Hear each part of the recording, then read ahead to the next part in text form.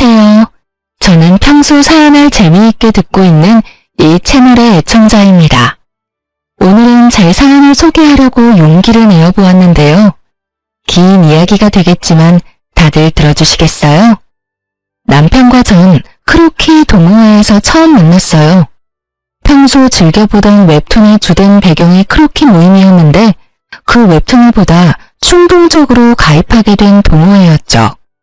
그렇게 충동적으로 가입하게 된 동호회에서 저는 남편을 만났고 그곳에서 저와 남편은 유일하게 동갑내기로 막내였던 터라 이런저런 일을 하다 보니 빠르게 친해졌어요. 그렇게 가까이 지내다 보니 자연스럽게 연인으로 발전했고 결혼까지 하게 되었어요.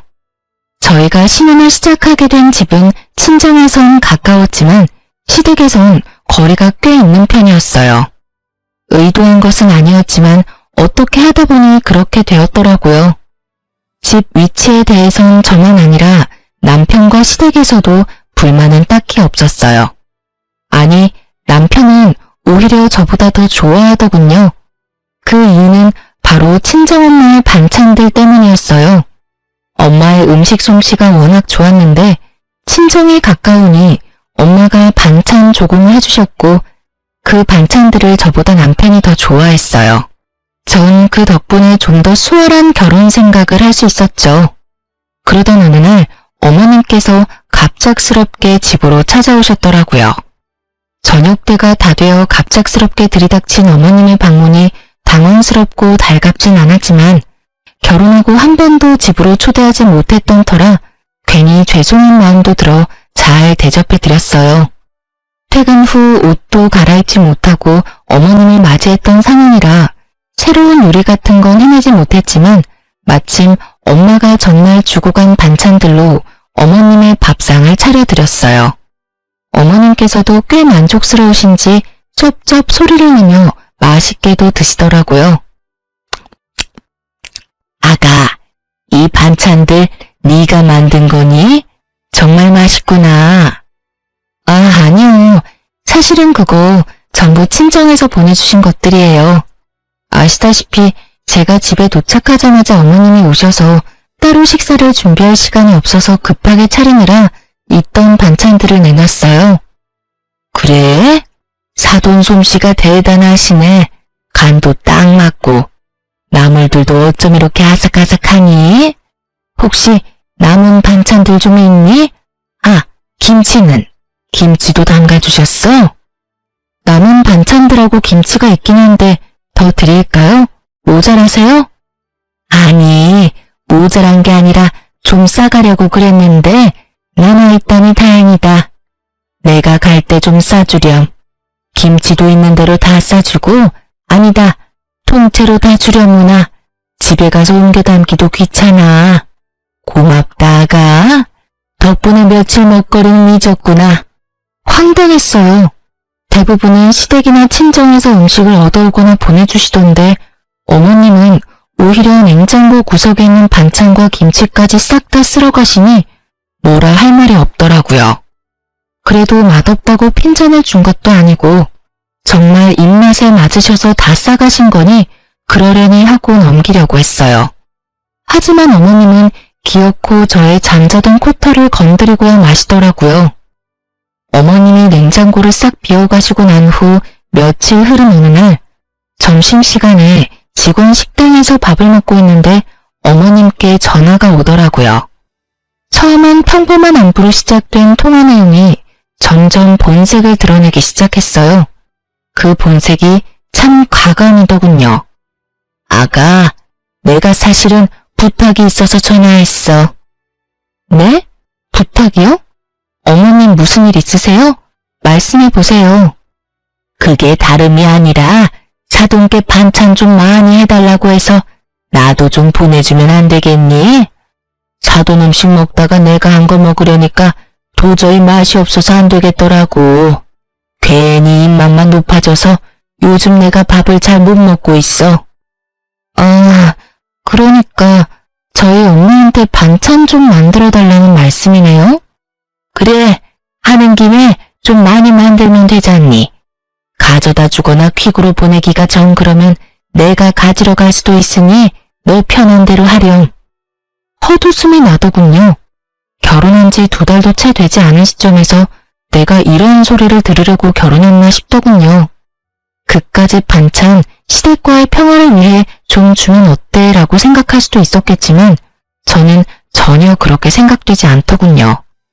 처음엔 반찬으로 시작해 끝은 무엇으로 끝이 날지 누가 알겠어요. 그리고 다들 아시다시피 반찬 만드는 게 보통 힘든 일이 아니잖아요. 그런데 어쩜 이리도 뻔뻔하게 이런 말씀을 하실 수가 있는지 제 상식에선 이해가 되지 않더라고요. 그래서 전 조금은 냉정하게 들릴 수 있겠지만 단호하게 잘라내야겠다고 생각했어요. 어머님, 이건 어떻게 이동하느냐의 문제가 아니에요. 저도 저희 친정에서 반찬 그냥 받아오는 거 아니고요. 다만 얼마씩이라도 성의 표시는 하고 받아오고 있어요. 어머님도 알다시피 반찬 만드는 게 보통 일은 아니니까요. 제가 저희 엄마한테 부탁은 드려볼 건데 가능하다고 하시면 그냥은 안 되고요. 어머님도 일정 금액 주시면 돼요. 어머 얘, 그까지 반찬 몇 가지 가지고 치사하게 무슨 돈을 내놓으라고 그러니? 그냥 내가 해먹고 말지. 됐다 됐어. 저의 예상대로 어머님은 더럽고 치사하다고 하며 전화를 끊어버리더군요. 끊어진 전화기를 보며 이쯤 하면 다신 이런 이야기는 꺼내지 않겠지 하고 생각하는 찰나 어머님께 또 전화가 오더라고요. 예, 근데 얼마 주니? 네? 갑자기 그게 무슨 말이세요? 그러니까 사돈한테 반찬값으로 얼마 주느냐고. 딱 정해진 게 아니라서 얼마라고 말씀드리기가 애매하네요. 그냥 반찬 집보단 덜 드리고 있어요. 그래? 그러면 그거 내가 해주마. 내가 일주일에 한 번씩 반찬 해놓을 테니 가지고 가렴. 난 사돈한테 주는 것보단 조금 덜 받을 테니 어때? 좋은 생각 같지 않니? 괜찮기는 전혀 괜찮지 않았어요. 남편이 친정엄마의 요리를 왜 잘 먹겠어요? 어머님은 요리를 정말 기가 막히게 못해도 너무 못한다는 것을 다 알고 있는데 제가 미쳤다고 돈까지 주고 그 맛없는 걸 받으러 시댁까지 가는 그런 헛짓을 할 리가 없었죠. 전 다시 한번 단호하게 말씀을 드렸습니다. 아니에요 어머님, 남편도 친정엄마 음식 좋아해서 그냥 지금처럼 친정에서 받아 먹을게요. 그러면 저 일이 바빠서 이만 끊을게요. 죄송해요 어머님. 전 단칼에 거절하고 전화를 끊어버렸고 그날 저녁 남편과 밥을 먹으며 어머님과 있었던 일을 말해주었어요. 그러자 남편은 허허 웃으며 이상한 해결책을 제시하더라고요. 아참, 여보, 오늘 어머님께 전화가 왔는데 우리 엄마한테 말해서 반찬을 좀 많이 해서 좀 나눠달라고 하시더라. 그래? 엄마가 생각해도 본인 음식보다 더 맛있었나 보네. 아, 진짜 우리 엄마는 요리를 못해도 너무 못해. 하여튼 그래서 뭐라고 했는데? 안 된다고 하지. 장모님도 힘드시잖아. 딱 잘라서 안 된다고 어떻게 그래. 그래서 우리도 수고비 드리면서 받아오는 거라고. 어머님도 정 드시고 싶으시면 수고비 부담하시라고 했지. 그러니까 치사하다 하시면서 전화 끊으시더라고. 잘했어. 사실 우리 먹거리 해주시는 것만 해도 죄송한 일인데 우리 집까지 부탁드리는 건 좀 아니지. 당신도 곤란했겠네. 진짜 곤란한 건 그 다음부터였지. 왜? 또 무슨 일 있었어? 그러고 바로 어머님께 또 전화가 왔는데 글쎄 하시는 말씀이 그래서 우리 엄마한테 반찬값 얼마나 주냐고 물으시더니 어머님께서 일주일에 한 번 반찬 해줄 테니까 그 돈 어머님 달라고 하시더라. 당신 생각은 어때? 완전 싫지. 우리 엄마 요리 진짜 못한다고 했었잖아. 당신도 안 된다고 했지? 당신 핑계대면서 안 된다고 했어. 그래, 잘했어. 그나저나 엄마가 왜 그러시지? 그러게 나도 이해가 안 된다라니까 라며 맞장구를 치려는 순간 남편의 입에선 이해 못할 말들이 흘러나오더라고요. 아, 용돈이 부족하신가 본데? 맞지? 맞지? 용돈 좀 올려드려야겠어. 뭐? 여기서 갑자기 용돈 이야기가 왜 나와? 그렇잖아. 우리 엄마 요리에 침이 없으신 분인데 반찬까지 해준다는 건 뭐겠어? 돈이 필요하단 말이잖아. 그래서 용돈을 올려드린다고? 응. 장모님께도 용돈 받고 반찬값 더 드리고 있잖아. 그거랑 같아? 우리 엄마는 우리 때문에 고생한다고 더 드리는 거고 어머님은 아니잖아. 지금 드리는 용돈도 과하니까 더 드릴 생각은 하지도 마. 알겠어? 남편은 제 말에 기분이 나빴는지 아무런 대답도 하지 않고 방으로 들어갔고 반찬에서 시작된 사소한 문제는 예상치 못한 방향으로 흘러가기 시작했습니다. 남편은 다음 날부터 무거운 수행을 하는 사람처럼 고갯짓으로 의사소통을 하기 시작했고 정확히 일주일을 가더군요. 그렇게 제 속을 다 뒤집어 놓던 남편은 드디어 입을 열었고 그 한마디로 저의 기분도 상할 대로 상해버렸어요. 앞으로 각자 집은 각자 알아서 챙기자. 일주일 만에 꺼낸 첫마디가 저러하니 저도 더는 남편을 어르고 달랠 마음이 싹 사라졌고 그렇게 하자고 말하곤 함께 관리하던 모든 돈을 공평하게 나눠 가졌어요. 적금, 통장, 투자하던 주식까지도요. 모든 것을 나누고 나니 생활이 심플하고 평화로워지더군요. 평화로운 만큼 대화는 줄었고 대화가 줄자 싸울 일도 없었어요.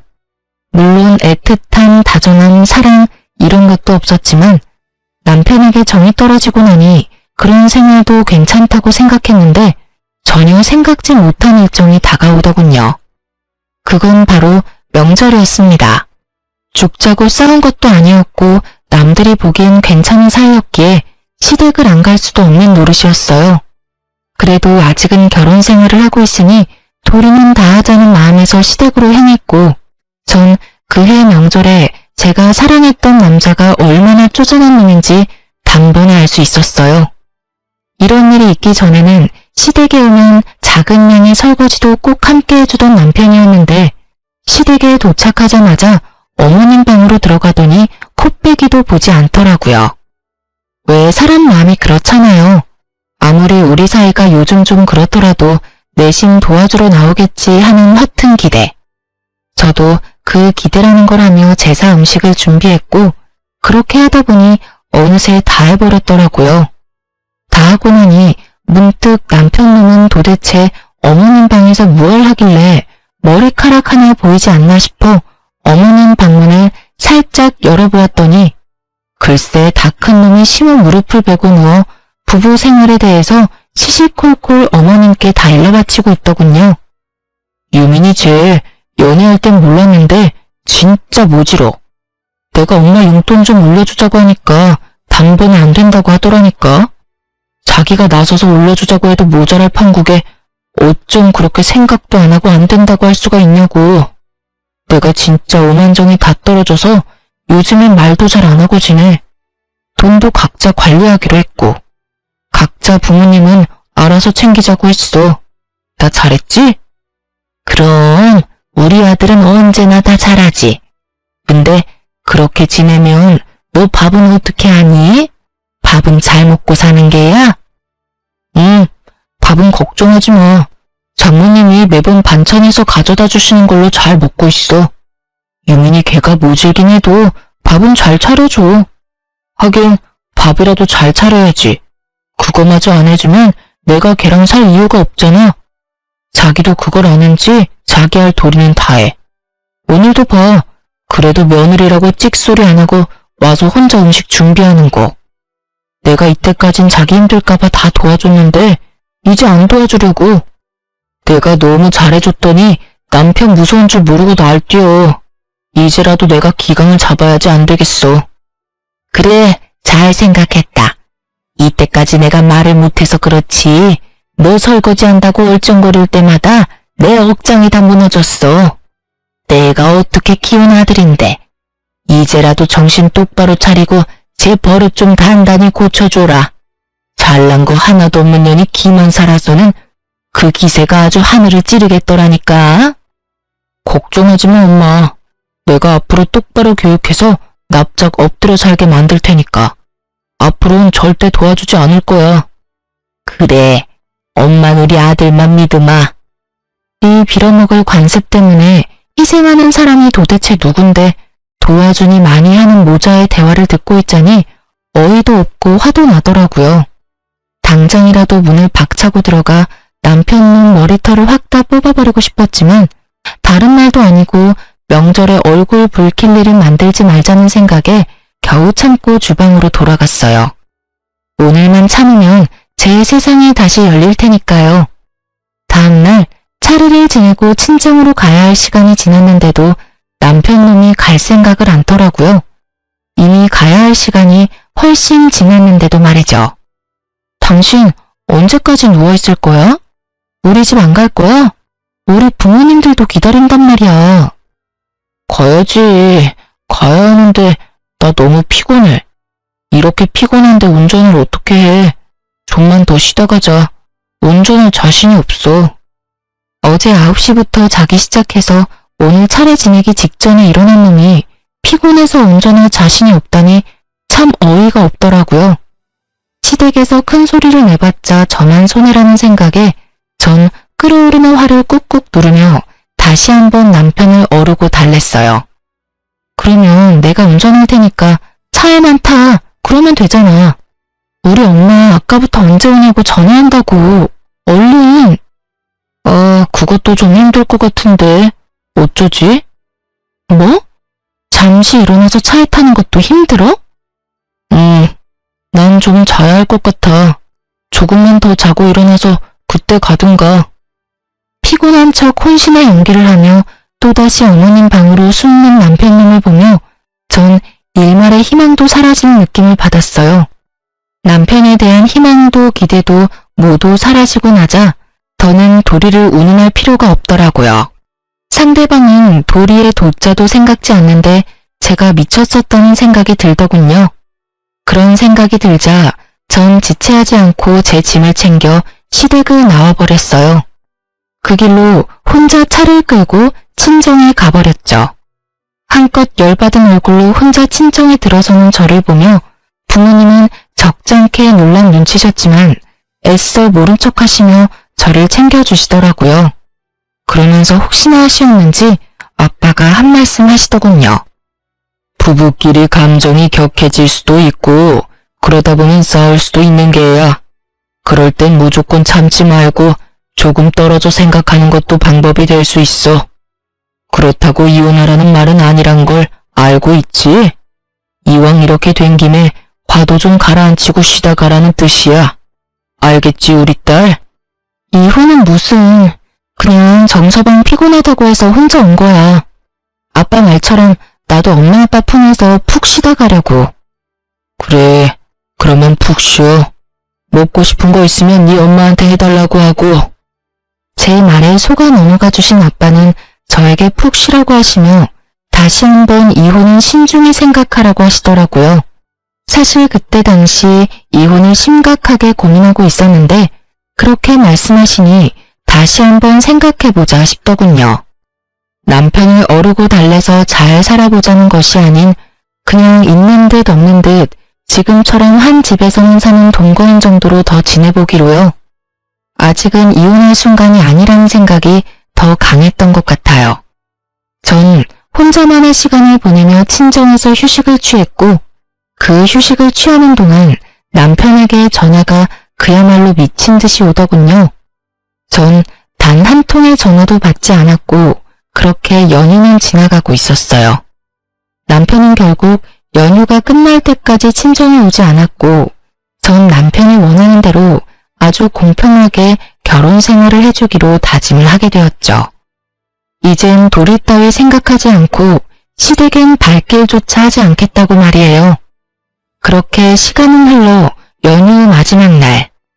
전 그대로 친정에 놀러앉고 싶은 충동을 뒤로한 채 늦은 저녁 집으로 돌아갔어요. 현관문을 열고 집으로 들어서니 언제 온 것인지 알 수 없는 남편님이 집을 아주 엉망진창으로 어질러 놓은 채 소파에 앉아 텔레비전을 보고 있더라고요. 발 디딜 틈도 없는 곳에서 맥주나 마시며 텔레비전 보는 꼴을 보는데 욕하는 것조차 시간 낭비로 느껴지더군요. 전 염치라는 것도 없이 저를 노려보고 있는 남편의 눈빛을 깡그리 무시한 채 방으로 들어와 씻고 그대로 침대에 누워버렸어요. 예상을 벗어난 제 행동에 남편은 적잖게 당황했는지 구시렁거리며 거실을 치우는 소리가 들려오더라고요. 그랬겠죠. 평소 같았으면 잔소리는 했겠지만 다 치워주었을 텐데. 제가 가장 싫어하는 개판인 꼴을 보고도 말 한마디 하지 않고 방으로 들어와 버렸으니까요. 그렇게 전 남편이 청소를 하는 소리를 들으며 잠이 들었고 일어나 보니 남편은 출근을 했는지 보이지 않더라고요. 전 차라리 잘 되었다고 생각하며 출근을 했고 퇴근을 하고 돌아오니 집에 어머님이 와 계시더군요. 남편이 비밀번호를 알려준 것인지 남편도 없는 빈집에 어머님 혼자 계시는데 어이가 없어 웃음이 다 나더라고요. 그러면서도 참 부지런도 하시다는 생각이 들었어요. 가까운 거리도 아닌데 이렇게 매번 연락도 없이 득달같이 달려오시니 말이에요. 아무도 없는 빈집에서 무얼 하고 계셨나 싶어 집 안을 둘러보니 반찬을 챙기고 계셨던 모양이었어요. 냉장고 안에 있던 반찬을 있는 대로 다 꺼내 챙겨오신 통에 옮겨 담고 있던 흔적이 식탁 위에 고스란히 남아 있었으니까요. 무슨 못 먹은 귀신이 들러붙은 거지도 아니고 아무도 없는 집에서 하물며 사돈이 해준 반찬을 훔치고 있는 어머님의 행실을 보니 화를 내봤자 뭐 하겠나 싶더라고요. 거기서 미주알 고주알 입씨름을 해봤자 똑같은 사람이 될 뿐이고 또 먹는 거로 치사하게 이랬니 저랬니 하고 싶지 않았어요.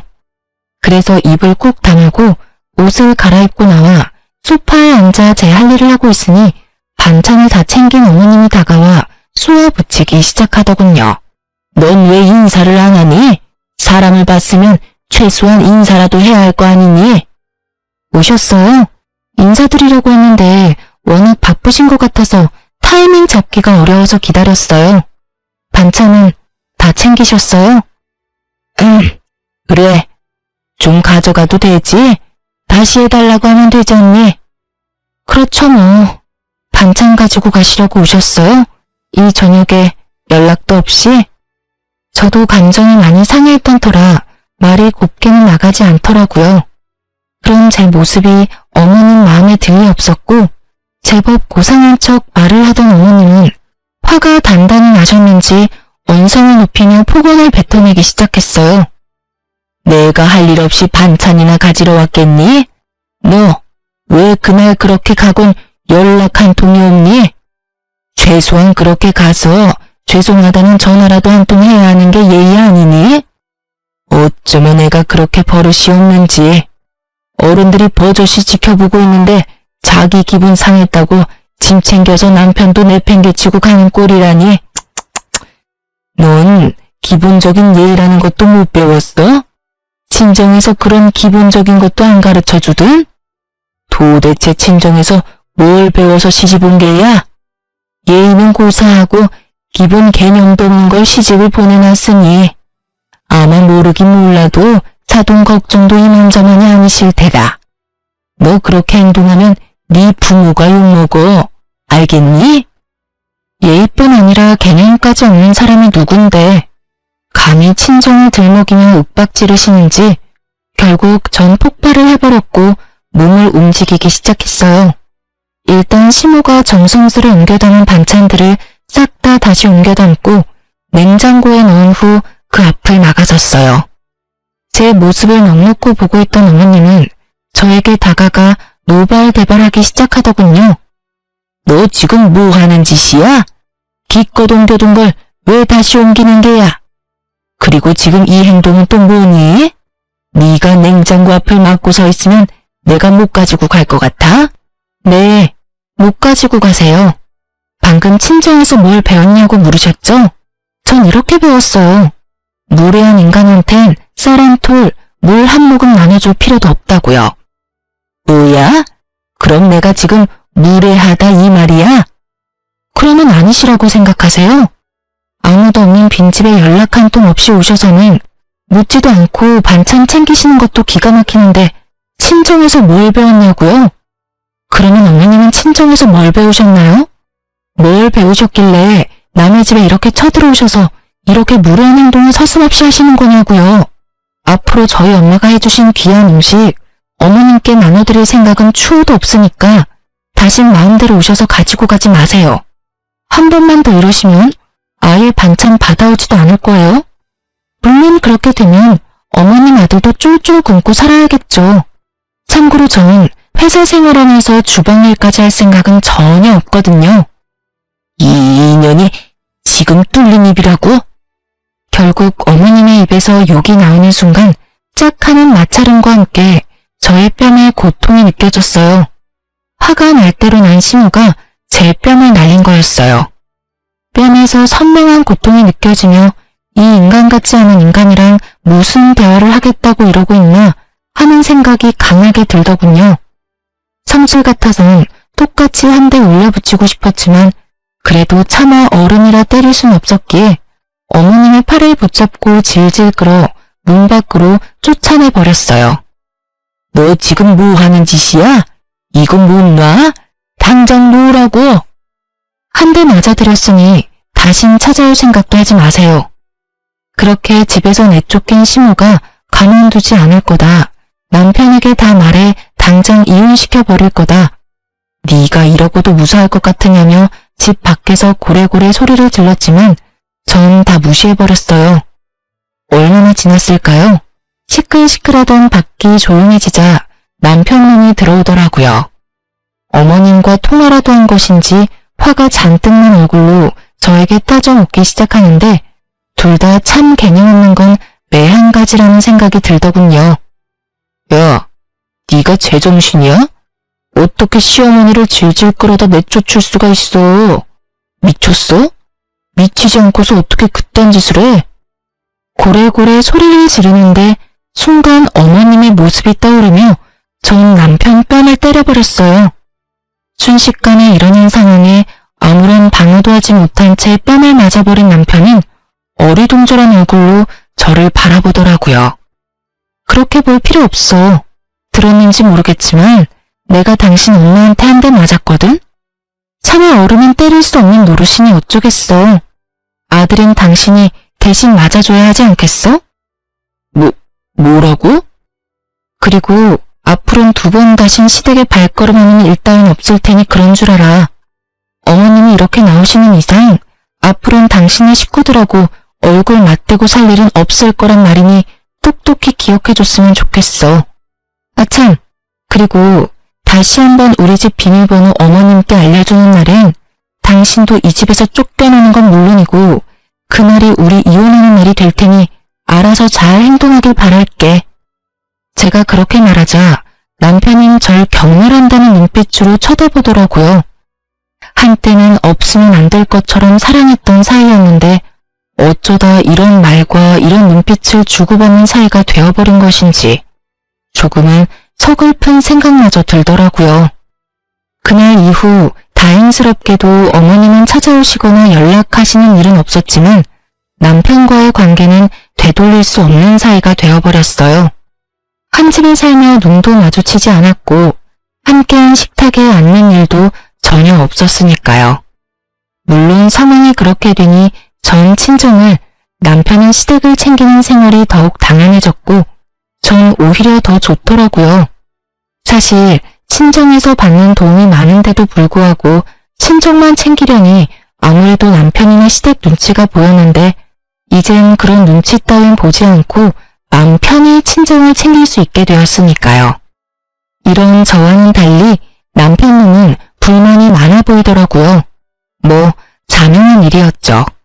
시댁의 크고 작은 행사에도 전혀 참여하지 않을 뿐 아니라 집안에서도 전 딱 제 몫의 것만 빨고 치우고 먹고 했으니까요. 저에겐 손해볼 것이 하나 없는 생활이 이어지던 어느 날 어김없이 제사가 다가왔고 퇴근 후 전 당연히 시댁으로 가지 않고 집으로 돌아왔어요. 시댁에서 설마 하며 저를 기다리던 남편은 퇴근 시간이 지나도 제가 오지 않자 전화가 오기 시작했고 제가 무시를 하니 남편 대신 어머님에게서 전화가 오기 시작하더군요. 그마저도 무시하자 번갈아 가면서 전화가 오기 시작하는데 그 시간에 제사 준비나 하지 하는 생각이 들더라고요. 그렇게 끊기지 않고 울리는 전화기를 식탁에 올려두고 집안일을 하는데 친정 엄마가 집으로 오셨어요. 마침 근처에 볼 일이 있었는데 오신 김에 반찬을 두고 가려고 오셨다고 하시더라고요. 그렇게 바리바리 싸서 오신 엄마는 딸이 힘들까봐 차곡차곡 냉장고에 다 정리해서 넣어주시고 전 그런 엄마를 보는데 왜인지 눈물이 왈칵 쏟아져 급히 화장실로 들어가 마음을 진정시키고 나오던 그때였어요. 엄마가 제 휴대전화로 통화를 하고 계셨는데 아니 정확히는 엄마는 아무 말도 하지 않으시고 듣고만 계셨고 상대방이 일방적으로 쏘아붙이기 시작하는데 굳이 묻지 않아도 누구인지 단번에 알 수 있겠더군요. 얼마나 소리를 질러대는지 그 목소리가 크게 울리고 있었으니까요. 시모는 전화를 받은 엄마가 당연히 저일 거란 착각을 하고 욕설을 내뱉기 시작했고 한 번 시작한 말은 굳이 엄마에게까지 알리고 싶지 않았던 사실을 알리고야 말았어요. 여보세요? 여보세요? 여보세요라는 말이 나오니 지금? 너 진짜 제정신이 아니구나. 어떻게 며느리가 돼서 한 집안의 제사를 무시할 수가 있어? 내가 이 나이 때까지 살면서 너같이 되먹지 못한 년은 보지를 못했다. 도대체 넌 뭘 믿고 이렇게 막 나가는 게야? 그때 한 대 맞은 걸로는 정신을 못 차리겠든? 아예 그 머리털을 다 뽑아놔야 정신을 차릴 것이야. 내가 당장 가서 그 머리털 다 뽑아놓기 전에 얼른 와서 제사 준비해. 정말 딱 이렇게 말하고선 전화를 끊어버리셨고 엄마는 큰 충격에 빠지셨죠. 딸이 시댁에서 이런 취급을 받고 있는 것도 기가 막히는데 맞았다는 사실까지 알게 되었으니 어떤 말을 꺼내야 할지도 막막하더라고요. 일단 휴대전화부터 되찾아야겠다는 마음에 엄마에게 다가서는 찰나 아직 엄마 손에 있던 제 휴대전화에서 문자 알림음이 울렸고 엄마는 전화기를 빼앗으려는 제 손을 피해 그 문자를 확인하시고야 마셨죠. 평소 귀찮아 잠금을 다 풀어놓은 것이 화근이었어요. 너 진짜 미쳤어? 당장 안 와? 아무리 요즘 우리가 남보다 못한 사이라고 해도 제삿날엔 도리는 다 해야 할 것 아니야. 지금이라도 늦지 않았어. 당장 기어와서 잘못했다고 싹싹 빌고 제사 준비해. 머리 조아리고 일이나 하란 말이야. 알겠어? 당장 와. 당장. 엄마의 분노에 기름을 들이붓는 문자에 제가 아무 말도 하지 못하고 우물쭈물하며 엄마 눈치를 살피고 있자 엄마는 저를 꼭 안아주시며 이렇게 말씀하셨습니다. 너 이혼해. 그렇게 말씀하시는 엄마의 몸이 떨리고 있더군요. 저는 이 떨림을 누구보다 잘 알고 있었어요. 엄마가 진짜 화가 나셨을 때의 떨림. 치를 떤다고들 하시죠? 딱 그 떨림이었어요. 네가 이때껏 이런 취급을 받으면서 왜 참고만 있었는지 엄마가 잘 알아. 아빠 때문이지? 아빠가 워낙 이혼 이런 거에 예민하잖아. 요즘 아빠 몸도 안 좋은데 나까지 보태기 싫었어. 이 미련한 거 사. 그렇다고 이걸 다 참고 있어? 너 이렇게 사는 거 알면 아빠 더 속상해. 엄마랑 아빠가 옛날 사람이라 이혼에 부정적인 건 맞지만 그렇다고 해서 이런 대우 받으면서 참고 살라는 말은 아니야. 그러니까 이혼해 당장. 아빠한테는 엄마가 알아서 말할 테니 걱정하지 말고. 알겠어. 그렇지 않아도 이혼하려고 생각은 하고 있었어. 그래, 그건 그렇고 이 새끼는 언제 집에 오니? 오면 그 면상 좀 보고 가야겠어. 내가 이때껏 해먹인 밥이 얼만데 감히 집까지 게 너한테 이따위 말을 해? 와서 일이나 하라고? 진짜 미친 게 누군데 누구한테 미쳤다고 하는 거야? 엄마, 진정해. 나한테 다 생각이 있으니까. 제발 나 믿고 오늘은 그냥 돌아가줘. 내가 정 안 되겠다 싶으면 엄마한테 말할 테니까. 제발, 응? 더는 엄마에게 못 볼 꼴을 보이고 싶지 않아 혼신의 힘을 다해 엄마를 설득했고 엄마는 저의 간절한 부탁에 겨우 진정하시고 집으로 돌아가셨어요. 그렇게 혼자가 된 저는 남편에게 온 문자를 읽고 또 읽었어요. 그렇게 뇌리에도 그 문자가 박힐 때쯤 남편과 어머님이 집으로 들어오시더군요. 얼마나 화가 났는지 쿵쿵거리는 발걸음이 너무 커 머리가 다 울릴 지경이었어요. 그렇게 쿵쿵거리며 저희 앞에 선 두 사람은 저를 노려보았고 처음 입을 뗀 건 어머님이셨어요.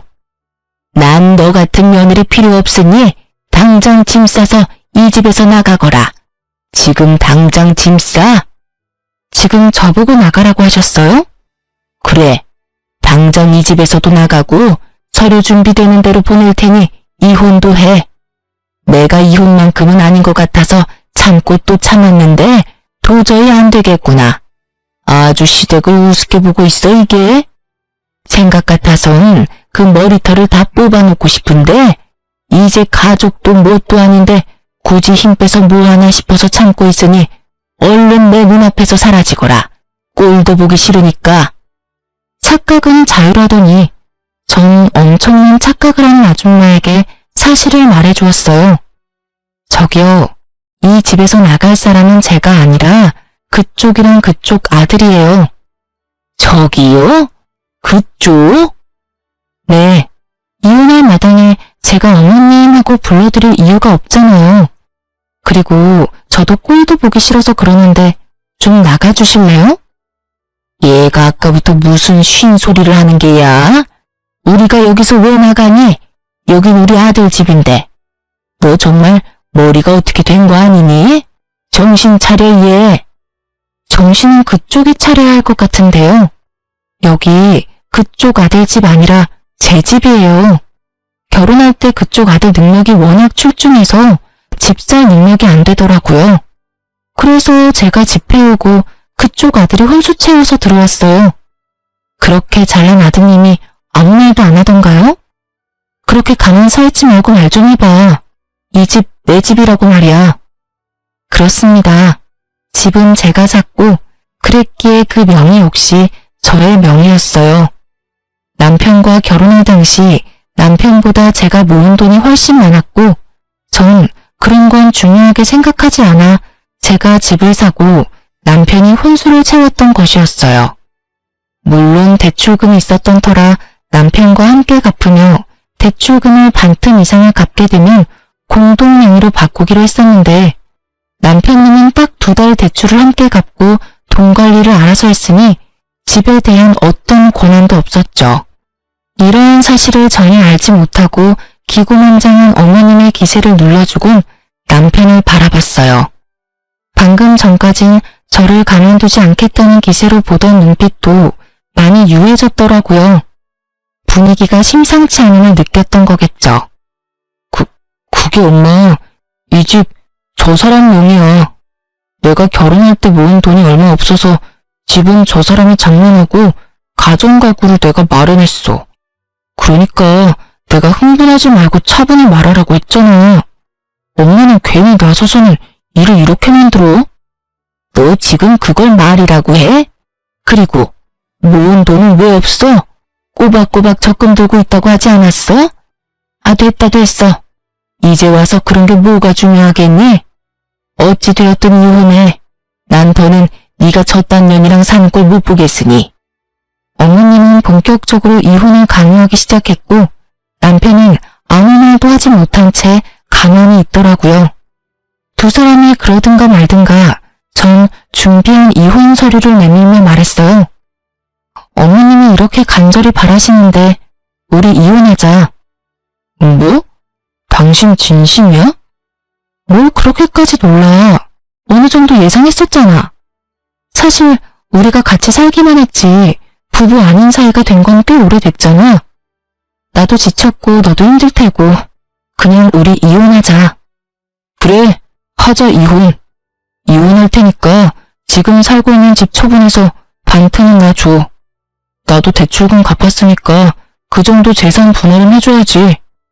딱 2달 갚은 것이 기억도 나지 않는 것인지 분할을 운운하는 놈을 보고 있자니 웃음이 나더군요.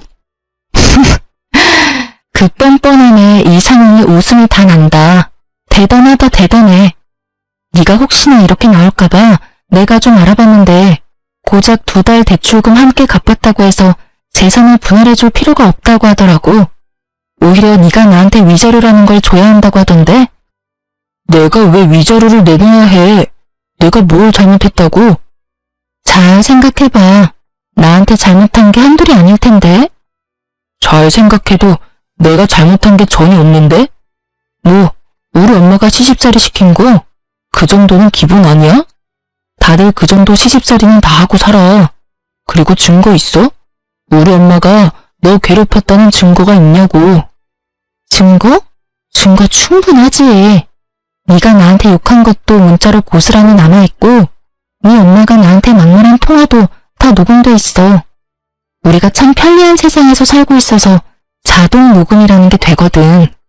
이것저것 증거가 나한텐 참 많은데 그중 최고의 증거가 여기 있지. 딱 제가 예상했던 대로 남편님은 노발대발하며 저에게 따져묻기 시작했고 전 꽤 오래 준비했던 사진들을 남편에게 던져주었어요. 남편과 어머님은 바닥에 흩날리는 사진들을 보며 입을 다물었고 전 그런 두 사람을 바라보며 말했어요. 할 말이 없지? 그래, 너도 사람이면 할 말이 없어야지. 너 꼴에 바람도 피우고 있더라?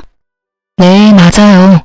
이놈이 저 몰래 바람까지 피우고 있었어요.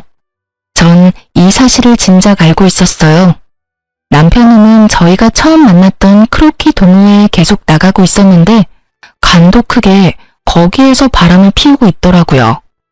당연히 그 동호회엔 저와 친한 사람들도 있었기에 남편의 외도 소식은 제 귀에도 들려왔고 제가 믿지 않자 사진까지 보내주어서 모든 사실을 알게 되었죠. 결과적으로는 그 사진들이 증거로 쓰이게 되었고요. 처음 그 사실을 안 게 저희가 본격적으로 말을 하지 않고 있을 때였어요. 정말 배신감에 치가 다 떨리더군요.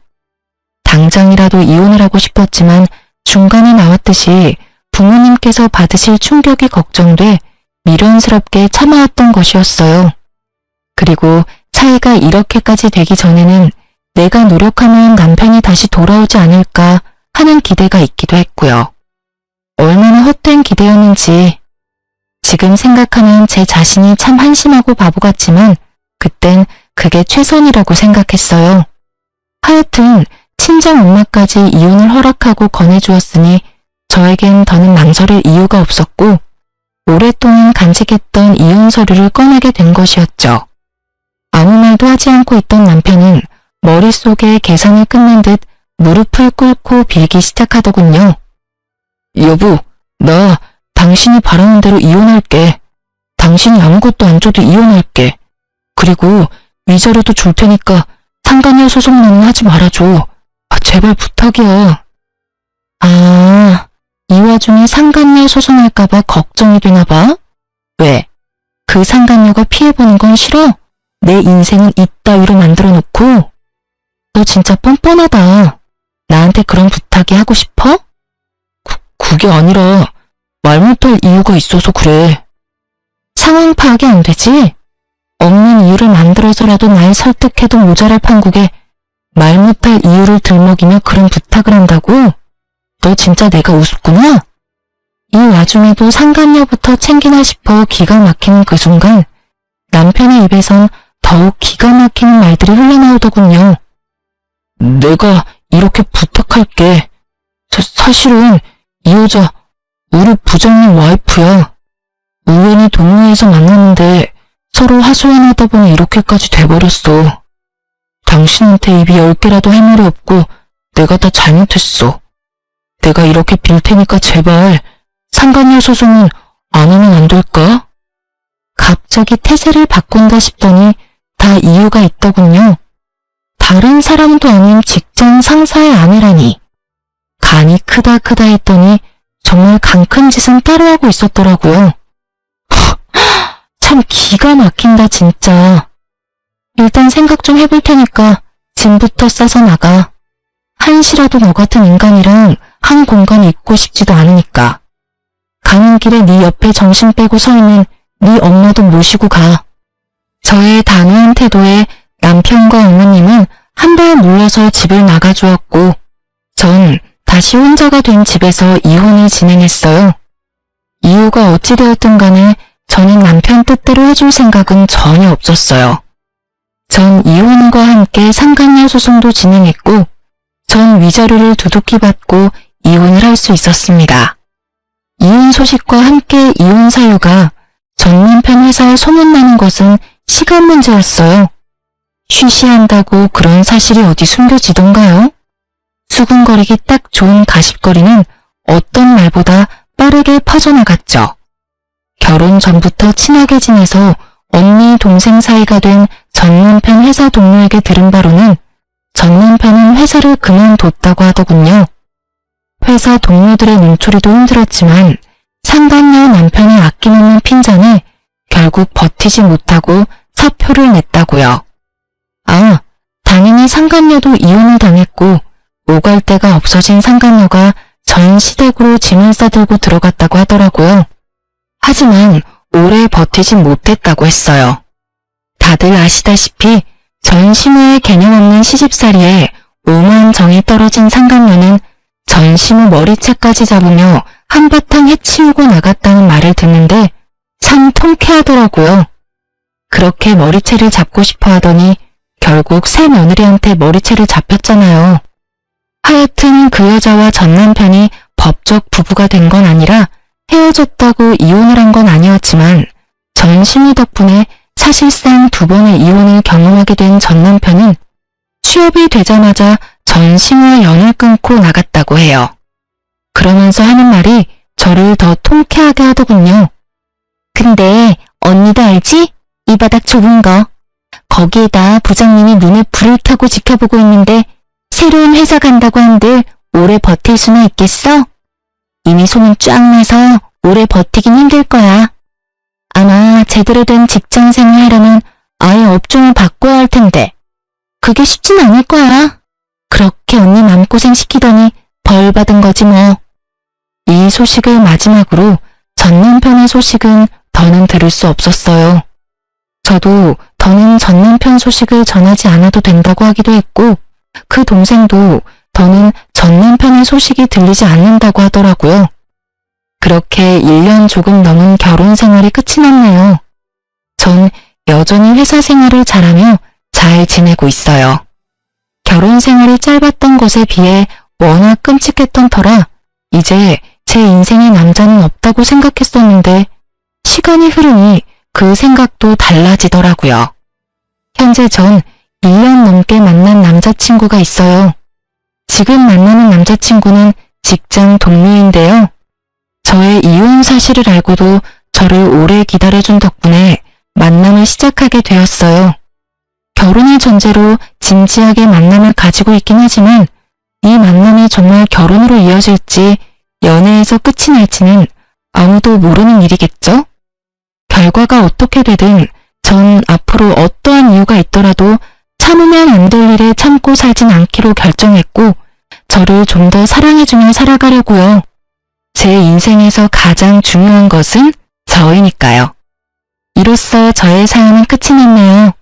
저의 긴 사연 들어주셔서 감사합니다.